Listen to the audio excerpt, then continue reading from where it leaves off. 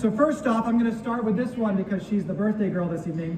But Jennifer Crows, conservation scientist, associate director, and campaign lead, Emirates Nature World Wildlife Fund. How are you doing, Jennifer? Thank you. Happy birthday. Thank you so much. Oh my goodness, we're so happy you're here. Take a seat. Thank you. And next up, we have the incredible Chef Manal Alalem. She's a TV chef, UN World Food Program Goodwill Ambassador. Here she is. 3.5 million followers on Instagram. Thank you. Wow. I mean, I'm like fangirling you right now. Thank Oh my goodness, thank you so much. We're so happy you're here. Thank you. And next up, we have Jeffrey Salam Wahid, former Deputy Minister of the Republic of the Maldives and President of SEAS Institute in Brussels. Jeffrey, how are you doing? You just arrived, right? Welcome, welcome. So happy you're here. So grab a seat. How are you all feeling? Great. It's been so exciting, right? Building Yes. up to this event. I mean, we've been talking about it, we're waiting for it, and now we're here at Expo, which is so, so incredible. So first up, I want to start with some introductions from each of you. Tell the audience who you are, what your passion is related to SDG 2, Zero Hunger, and just share that first. Jennifer, let's start with you. Okay, thank you so much, Henry. My name is Jennifer Cross, as you said. I'm here today on behalf of Emirates Nature WWF, and we are about to launch in about an hour and a half time our new public awareness campaign called Food for Life, which is very much affiliated to SDG 2 and making sure that we really encourage people to connect and relate to food. So I'm very excited to be here and talking about food. So excited. Actually, I want to stay with you a little bit longer, Jennifer. Tell us about SDG 2. What does it mean to you? What is sort of the context of food security and that mean to you? Sure, I think SDG 2, Zero Hunger, really needs to be picked apart a little bit more. I think people think of SDG 2 to be really related to just developing nations, when in actual fact, we really need to look at it from a bigger, holistic picture around nutrition and health and food security for all. So I really look forward to talking about this and sort of demystify that, Zero Hunger is not just related to, countries that don't have access to food. It actually is very relevant here from a nutritional deficiency point of view. It's a great point. It's really all around us, Yes. inequality and zero hunger. So something we can look out for, make an impact Yes. on no matter where we are. Chef Manal, how are you doing? I'm so excited. You know what? Being in Dubai and seeing every single day of this expo, it's like a dream. It is. It's the It is like a future dream. happening right and in front you of know, us. because it was from last year, and then we were worried, we can do it. Then it's happening now. I'm so excited. We're excited to know who you are. Tell everyone. If you don't know. I'm a TV chef. My name is Manal, as you know. I have very nice followers, millions of followers all over the world. Most of my followers or fans are housewives. That's why where I deliver my message in teaching and educating about the food culture. I teach cooking, but not how to chop the tomatoes. No, it's about understanding what is the tomato and all the vegetables and fruits or the food in our world. And also tell us a little bit more about SDG 2. What does that mean to you? It means for me that we want to deliver that the message for how really it's important for the housewives to understand her role in SDG 2 and how really she's not just sitting at home doing nothing or taking care of her kids. No, she has a role, but I feel that if we give her the chance, she will be a very good and valuable partner in this one. And zero hunger and zero waste in her kitchen. It's so important, right? Because these are Yes. the women that are she's feeding a the life world. maker. Yes. Nelly. She's a life maker. And you're Yes. also a bit of a fashion icon, if I can say so myself. You're actually sporting, I think, some Balenciaga World Food Yes, Program here, the right? World Food Program, yes. So, I mean, Thank you. very, very nice, very nice. Thank you. Jeffrey, how are you doing? How's your flight from the Maldives? It was wonderful. Yeah, it's such a pleasure to be here. It's such a pleasure to be with such eminent panelists. I am really looking forward to today. Thank you so much. And tell us a little bit more about you. You've done a number of things on policy, and now you're in a new role, right? Yeah. So I guess the thing that's most relevant is that as a senior diplomat for the Maldives, I represented small island developing states. So that's 1/5 of the UN membership. And one of the big things about SIDS is that we represent the most vulnerable in the world. And because we had 1/5, we had a really big say in the development of the SDGs. So one of the things that we did, that I was very fortunate to be a part of, was to negotiate and help write a lot of the compromise language that made up the 17 Sustainable Development Goals of the post-2015 development agenda. Wow, incredible. And maybe a little bit more about the Maldives and these island states and SDG 2 for those of us who don't know. What's the context of the problem there?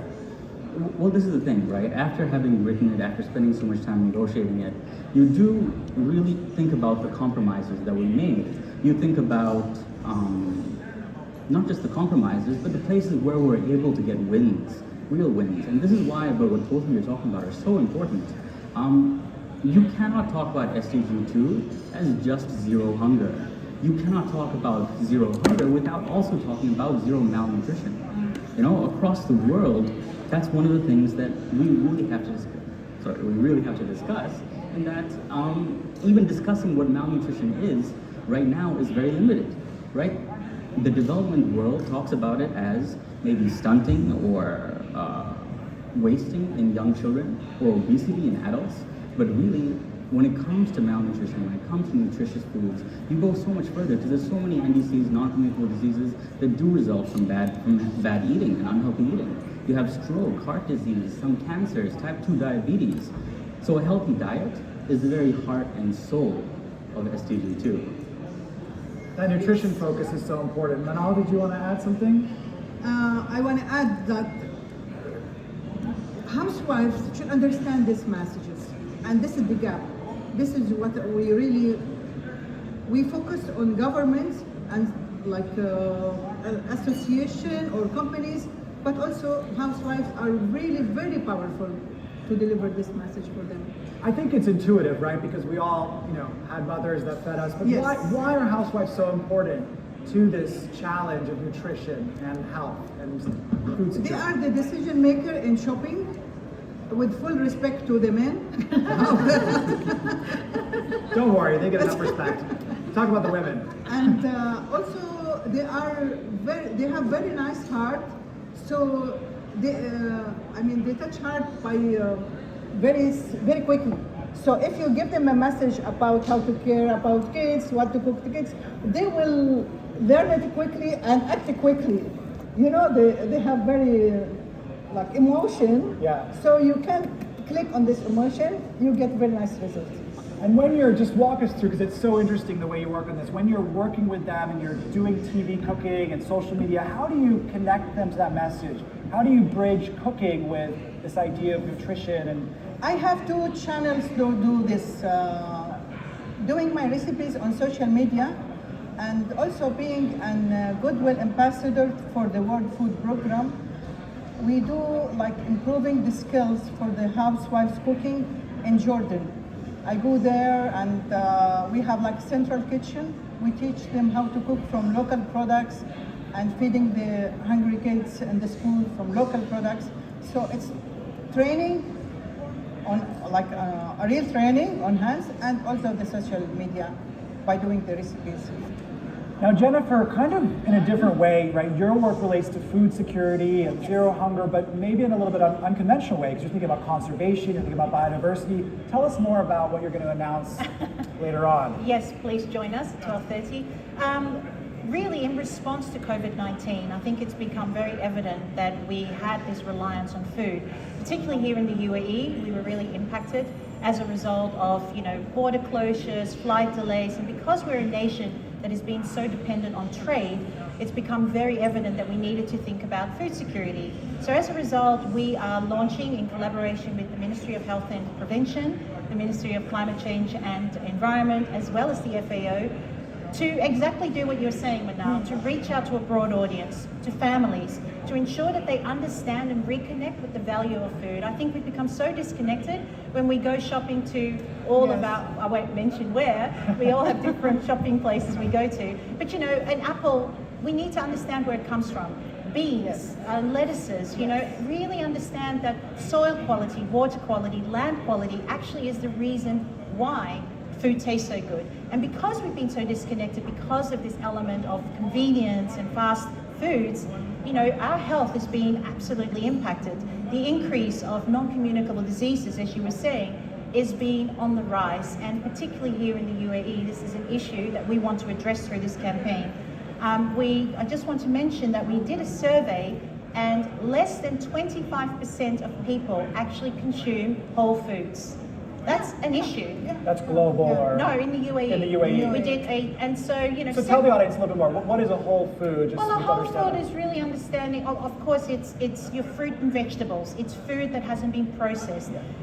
There's an element of processed food that is necessary, right? Like it could be your dairy, it could be your milk, but we're talking here about foods that doesn't need any sort of additives. It is just amazing as it is. But the fact that no one is eating, like 25% of people that's what they're eating, and 75% are eating processed foods and eating out, we have a huge disconnect that we need to address.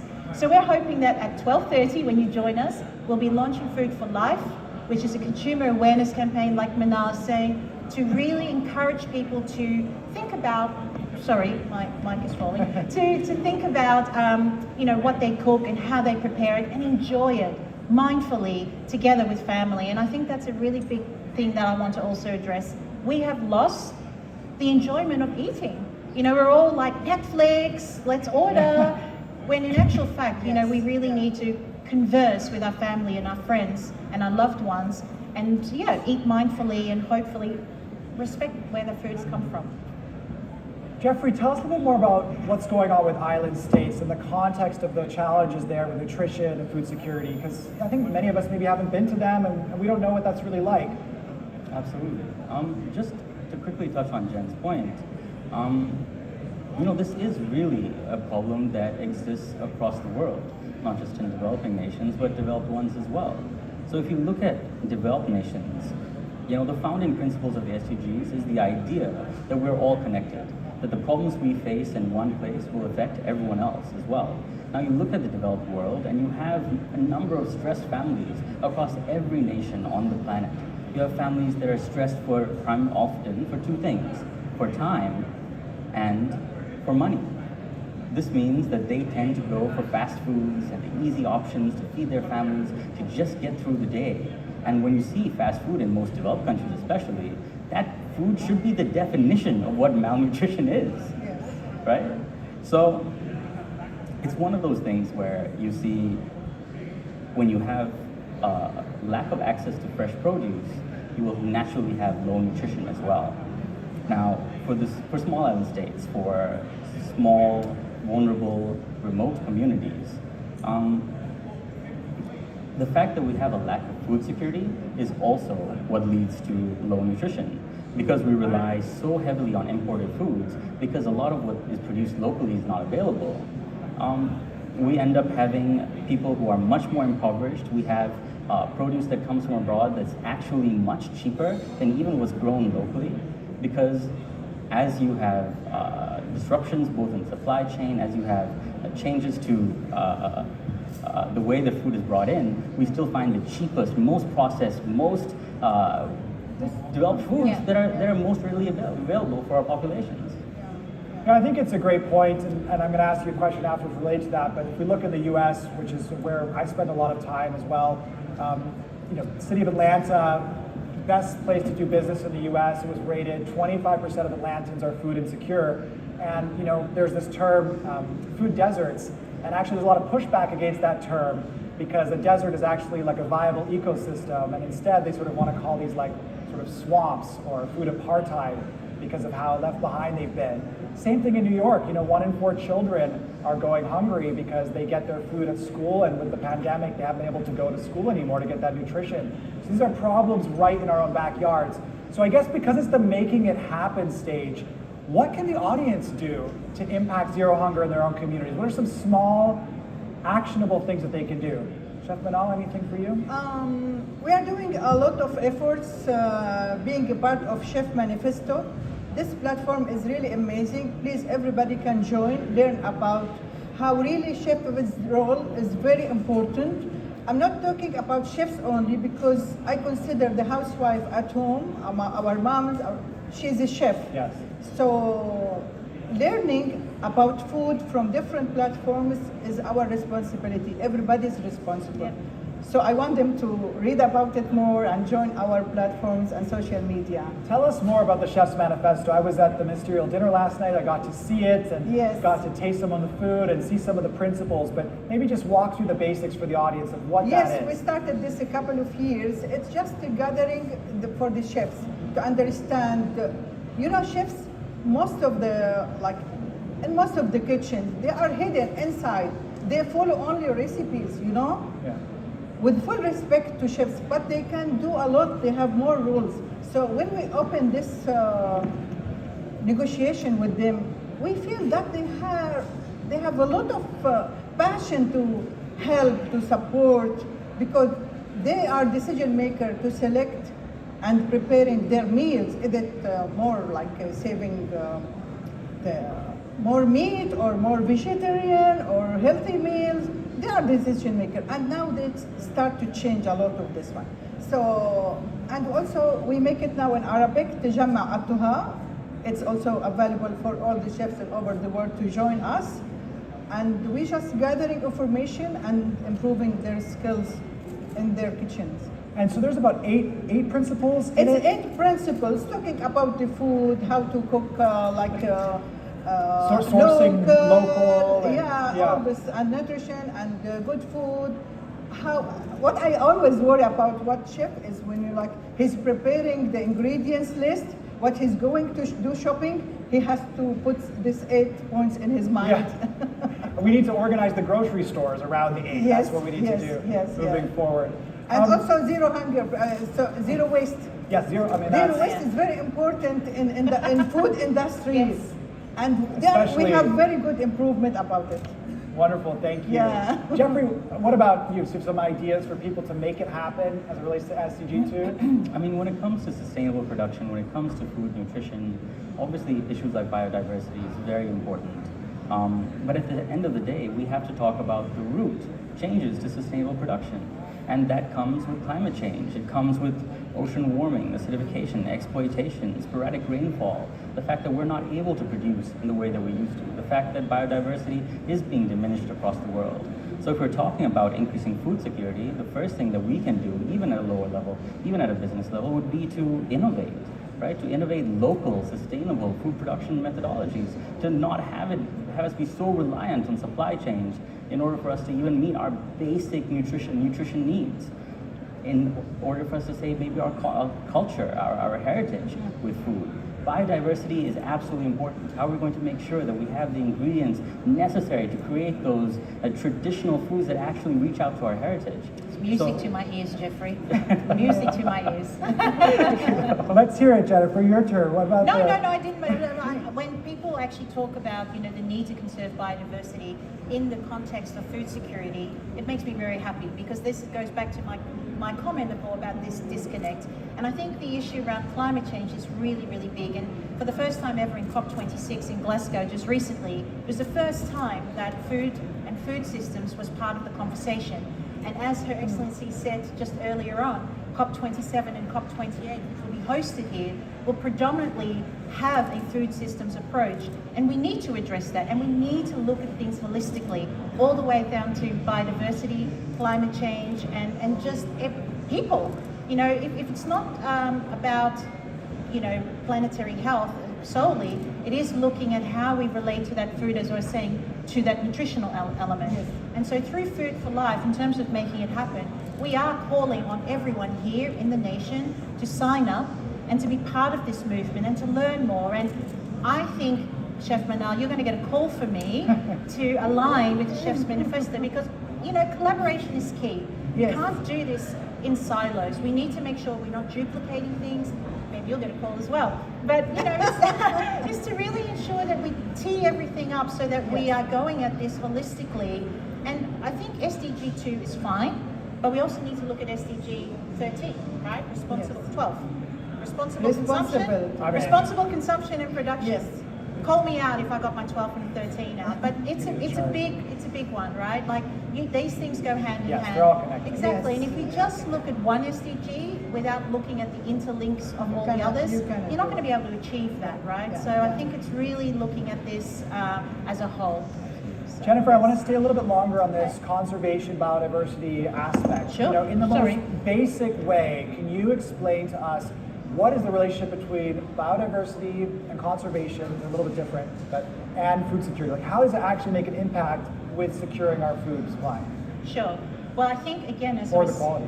Yeah, I think it's the impact that people don't understand. You know, when we are degrading land or, you know, converting land to old growth forests for plantations like palm oil or feedstock for our cattle, it has a direct impact on the entire ecosystem. So irrespective of whether this is, you know, a subtropical rainforest, tropical rainforest, or even desert, we are impacting on this amazing circle of life, or this web of life we call biodiversity. Everything, as per the SDGs, is interlinked. So you take one element out, it's going to have a ripple effect on everything else. The impact when you are producing to the masses to feed a world of, you know, close to 9.5 billion people by 2050 has a huge impact on climate change. You think about the entire production supply chain in order to get that food onto our plate. It is the growing, it's the harvesting, it is the transportation, it's the preparing, it's the packaging.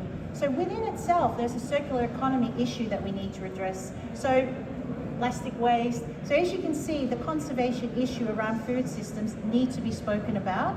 And I think when you start to see that certain, I think people relate to wildlife. Yeah. And I think when you talk about animals and you talk about wildlife and the impact that it has on food, I think it will target people. Yes. Hello? He agrees. It will tug at people's heart, and I think that's what we need to do. We need to say that if we're, you know, destroying a certain habitat, it will have a direct impact on that particular species and that ecosystem as a whole. I think that's the simplest way of Right. That explaining makes a lot of the sense. impact. Yeah, just conserving that, protecting Exactly. that, Yes. understanding that relationship Yes. is going to help us be more resilient. Well, I've got a couple more questions for all of you, but if any of you have questions, I want you to raise your hand, and our AV team will bring you a microphone, because we've got some amazing panelists here. So again, if you have a question, raise your hand, and my amazing AV team will get you a microphone.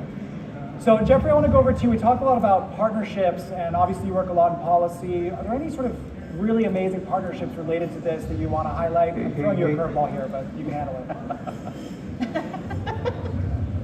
See, it's one of the things that Maybe just take the mic a little higher. I think it's a little low. it's one Sorry. it's one of the things that we really have been trying to figure out.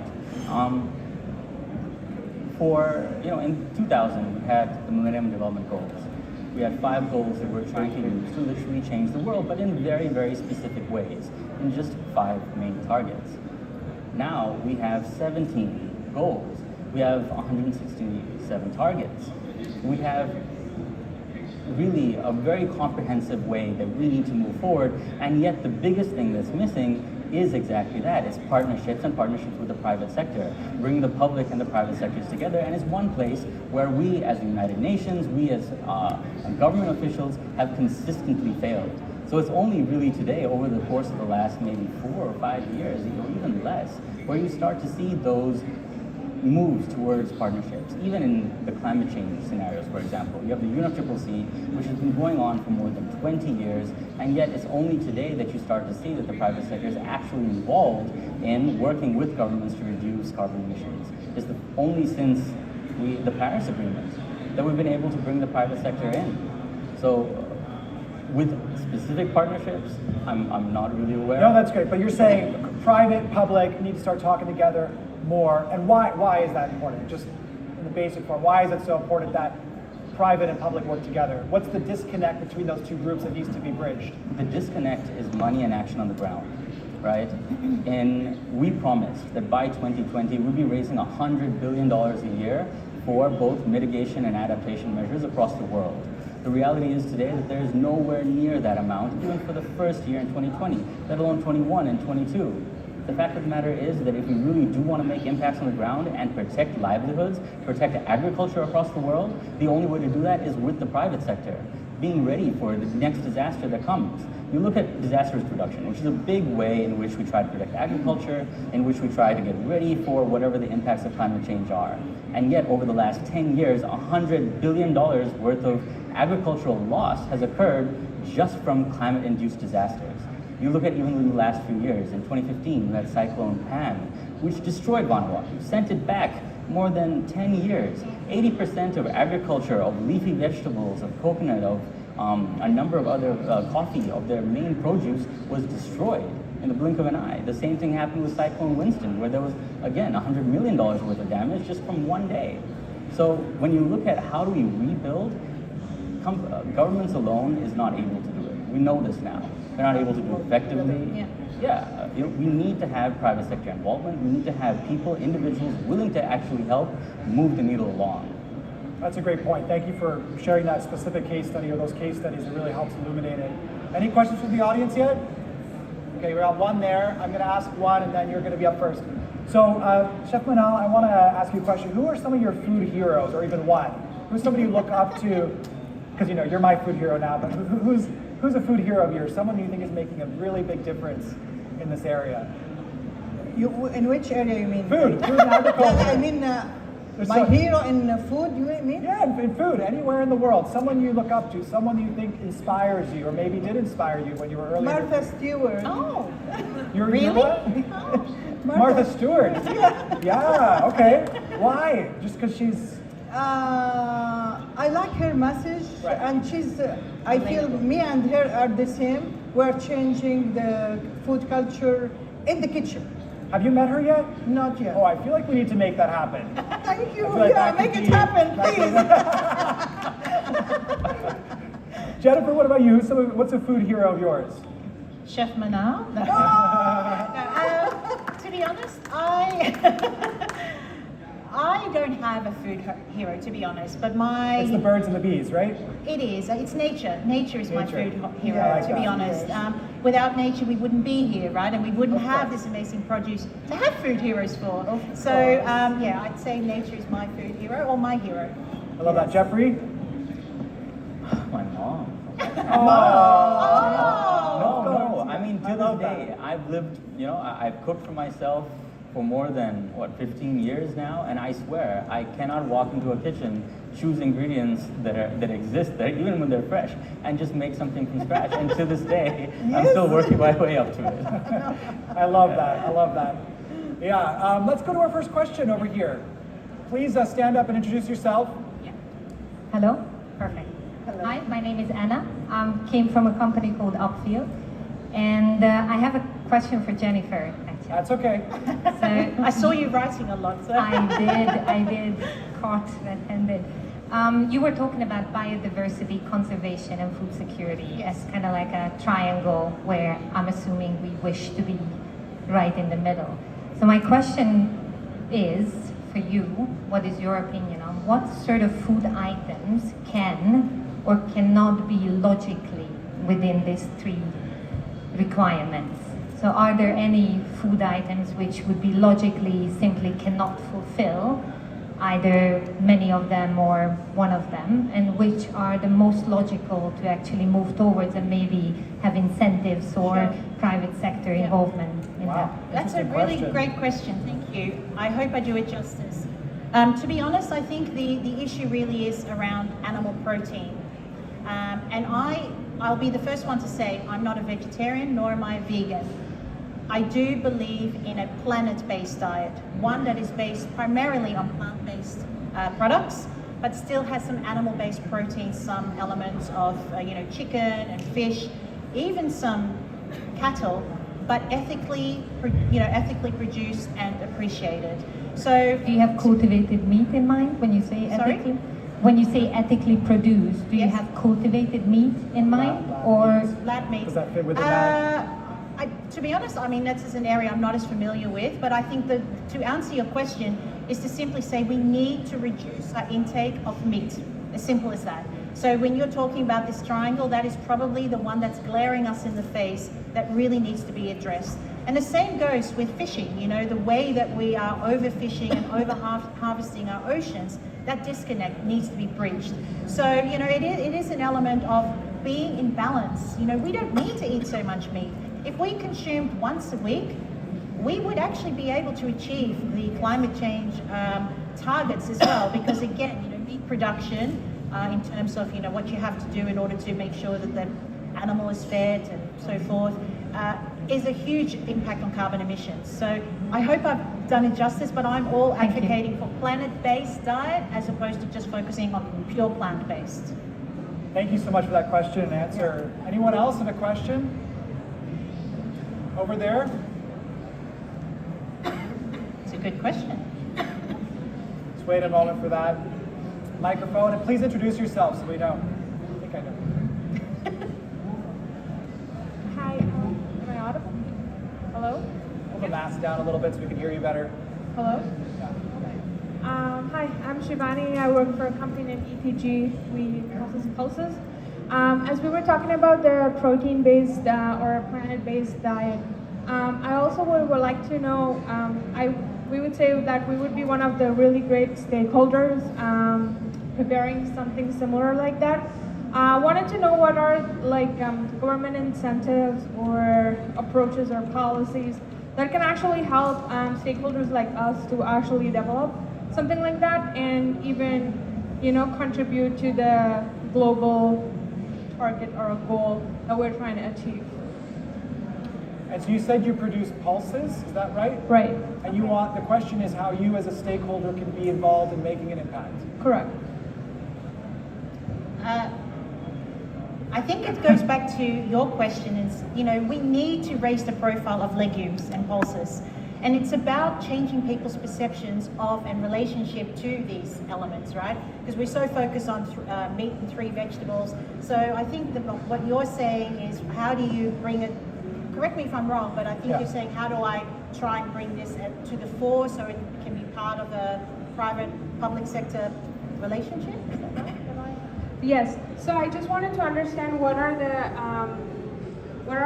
would be the government approach to actually, I would say, support us with policies or something like that. Well, we're working on that. We are working on that. So through Food for Life, whilst it's a consumer awareness campaign, the overall impact is looking at policy change related to food security. And again, working with the team at the Ministry of Environment and Climate Change, we're looking at that to align to the National Food Security Agenda.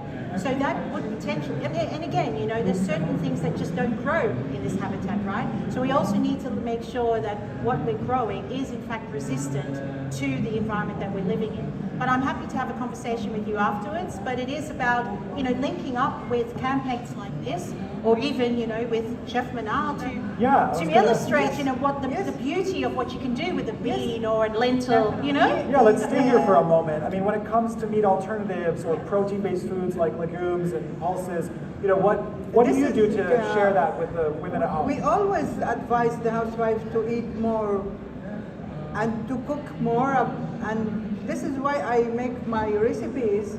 I want to talk about it. We will launch it tomorrow at 1:30. Everybody can join us. I created the group of recipes just to give them another chance to look for the food in a different way. All healthy recipes, very easy to prepare. I cook it with love and tasty, simple, nutrition. Yeah. And Jeffrey, from the policy perspective, this idea, again, we talked a bit about meat and some of its impact on the environment and alternatives. Any thoughts on that? Because, again, So a lot of countries have come up with their national development frameworks, how they're going to address food security, how they're going to make sure that they move towards food production that is more sustainable. At the end of the day, nature positive food production is the most important thing for countries to develop more sustainable food coming from farm to table, from coming through the supply chains, coming through from wherever it does. Now the biggest impediment to this is the fact that we're not all equal in this. A lot of countries have moved a lot further ahead, and therefore what we need is greater knowledge sharing, greater intellectual sharing between countries, between companies, between products, between people who created those products. thank you for sharing that. So we're coming close to the end here, so I'm going to stay with you, Jeffrey. What is your final message to the audience as they go and see all the exhibition booths and engage in the event? What's your message to them when we're thinking about the future of food? Or any message you want to share with them? No. The most important thing is making sure that we have nature positive, sustainable food production because that'll go a long way, not just production, but supply as well, because that'll go a long way towards ensuring the greater root cause to most of the difficulties that we have, which is climate change. Everyone has committed to be net zero, to meet a net zero carbon mark by 2050, and the only way to do that is by revolutionizing our food production and supply. Thank you so much. Chef Manal, final thoughts? I will invite them to come tomorrow at 1:30. Where? Where is it going to happen? Here. Here, at this stage, Yes, the Making It yes, Happen stage, of yes, course, that yes, makes sense. Yes. I want to ask everybody to cook at home more and more. This is very important. Cook with love, and cooking is really life. Yeah. Yes. Thank you so much. Thank you. Jennifer. Well, my call to action to you would be to join us at 12:30 on the Leader Symposium stage to find out more about the actual campaign, but moreover to make conscientious decisions when you go shopping and to really think about the food that you eat every single day, breakfast, lunch and dinner, and to respect it, to eat it mindfully, and to really think about where it comes from and the impact that you're having directly by the choices that you make when you put that stuff in your basket. So I invite you all to join us, join the movement, and find out more. And look forward to seeing you over there in an hour and a bit. Thank you so much for that, Jennifer. I'm going to piggyback on yours. Mine is as well. When you're shopping, when you're buying food, you're voting with your dollars or with your AEDs. So just think about that a little more. It's a message to me and to all of us as well. Let's have a huge round of applause for our kickoff panel today here. What amazing speakers. Thank you